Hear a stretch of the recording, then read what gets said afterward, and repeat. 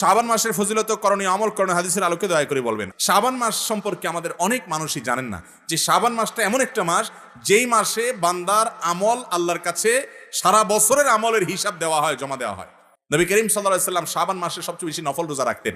রমজানের পরে বছরের 2 মাসে বেশি নফল রোজা রাখতে হয়, একটা হলো মুহররম আর একটা হলো শাবান। নবী করিম সাল্লাল্লাহু আলাইহি ওয়াসাল্লাম সম্পর্কে আমাদের আয়েশা রাদিয়াল্লাহু আনহা, উসামা ইবনে যায়েদ রাদিয়াল্লাহু তাআলা আনহু আর বিভিন্ন হাদিস সাহাবীরা বর্ণনা করেছেন যে তিনি শাবানে যত রোজা রাখতেন রমজানের পরে অন্য কোনো মাসে এত রোজা রাখতেন না। আমাদের আয়েশা রাদিয়াল্লাহু তাআলা এও বলেছেন কানা ইয়াসুমু শাবানা ইল্লা কালিলা, নবী করিম সাল্লাল্লাহু আলাইহি ওয়াসাল্লাম গোটা শাবান জুড়ে রোজা রাখতেন, কয়েকটা দিন বাদে। শেষের দিকে রোজা রাখতেন না, শাবানের শুরুর দিকে বেশি বেশি রোজা রাখতেন। শাবান মাস সম্পর্কে একজন সাহাবী জিজ্ঞাসা করেছেন, ইয়া রাসূলুল্লাহ, আমি আপনাকে শাবানে বেশি রোজা রাখতে দেখি, এর কারণটা কি? তিনি দুটি কারণ বলেছেন। এক নম্বর কারণ হলো তিনি বলেছেন এই মাসে বান্দার আমল আল্লাহর সামনে পেশ করা হয়, ফেরেশতারা হিসাব জমা দেয়, সারা বছরের রিপোর্ট জমা হয় দেয়। তো আমি চাই আমার রিপোর্ট যখন জমা দেওয়া হবে ওই টাইমটাতে আমি একটু আমলে থাকি, রোজার মধ্যে থাকি, যাতে করে আমার আমল নামা জমা দেওয়ার সময় আমাকে আল্লাহ ইবাদত অবস্থায় দেখেন।